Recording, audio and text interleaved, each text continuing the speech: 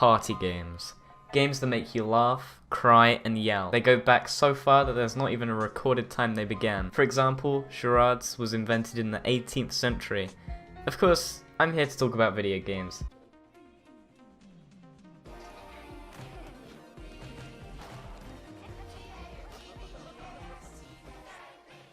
And I'm not alone. Hello, Artindi. Hi everyone. With the evolution of technology, more variants of party games have developed. Now we have games like Gang Beasts, Move or Die, Mount Your Friends, and so many more hidden gems. What do a lot of them have in common? That's what you'll find out by the end of this video essay. Hello everyone, my name is Metabulous. Welcome back to another video essay. Before we start, huge thanks to all your support in my previous video essay. It is super appreciated and I'm so glad you enjoyed it. Hope you enjoy this one. I think it's best we begin with a very successful party game in Keep Talking and Nobody Explodes. One player is trapped in a room with a ticking time bomb that must be defused. All other players are the experts who must instruct the diffuser on what to do with help from a bomb defuse manual. Meanwhile, each player can't see what anyone else is doing, making the game a hectic yelling game with barrels of laughs. I agree with you. We should most definitely talk about that game first. Anything you'd like to especially mention to start with? Keep Talking and Nobody Explodes is a classic party game, and I think that a lot of people will continue to play it throughout the next few years. It had a huge surge of popularity upon release. I remember watching it a lot a few years back, and I still see it popping up every now and then. I even play a fair bit myself. It's something I can usually introduce my friends to as well. But on the other hand, it's not something that everyone can actually play. The game requires a fair bit of intelligence, especially as you progress. Don't you think it's dangerous to have a level of difficulty like that? I suppose so. It's super difficult towards the end of the game, which I didn't actually get to the end of the game, although I do think that the hectic side of the gameplay is the selling point of it. The game clearly wants to emphasize the importance of being cooperative. This is true. The game advertises a hectic cooperative game, despite it being very easy to pick up and play. The game is definitely hard to master. Moving on from that masterpiece, I want to talk about Gang Beasts, yet another masterpiece. Everybody knows at least something about this game. You know about Gang Beasts, right? Yeah, of course. Okay, well, doing a bit of research right before taught me that unlike Keep Talking and Nobody Explodes, this is actually extremely easy to pick up. I don't think you can master Gang Beasts because of the physics within the game, but I think that's what makes it enjoyable and fun to play with family or friends. It's wacky, and no matter your skill, everyone has an equal chance to win.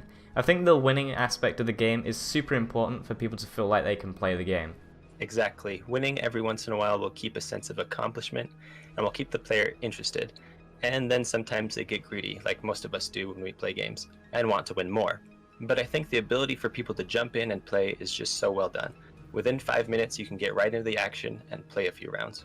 Another thing that makes this game so good is the different modes. You have a football mode, which is just the most ridiculous thing in the world. You have a waves mode where you can work cooperatively rather than against each other. There are plenty of modes for you to remain entertained, and you don't always have to play the original mode. It's completely different, and it isn't scared to veer away from the norm. And that's what makes it stand out from other party games. This is something that most indie developers often need to do because that's one of their only ways of standing out to others. AAA companies are mostly making the same things over and over again because they don't want to take risks and put themselves into debt. Finally, I think we should talk about Mount Your Friends. As ridiculous as that name is, it is one of the pioneers of the party game genre. This game has a healthy balance of multiple forms of entertainment, much like Gang Beasts, and challenge within the game, much like Keep Talking and Nobody Explodes. Great idea! This game has so many modes to cater for everyone, and it's not the easiest either, nor is it the hardest. It's super easy to pick up, but takes a while to master. It's got perfect balancing as a result, and what does balancing lead to? Fun! It's fairly clear this is a pioneer of party games. Much like Mario was a pioneer of platformers, which you can see by looking at modern platformers and comparing them, they share many similarities. Gang Beasts notices the importance of physics in party games and takes that into account for their game.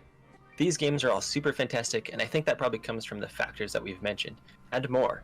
You can check out the games in the description if you're looking for games to play with your friends at home, or online with the fairly new Steam Remote Play. Thank you so much for watching. I apologise for this video being shorter than the previous video essay. There's not a ton of stuff to cover with this topic, but I've been thoroughly enjoying these types of games throughout my whole life, so I thought I'd pay my respects back to them. If you did enjoy it, make sure to subscribe and remember to wishlist my game Millions of Minions, which now has a demo out on Steam. Special thanks to Artindi for taking part in this. Make sure to check out his channel and subscribe to it. He will be releasing his own collaboration with me by next week. Thanks for joining me, Artindi. Thanks for having me.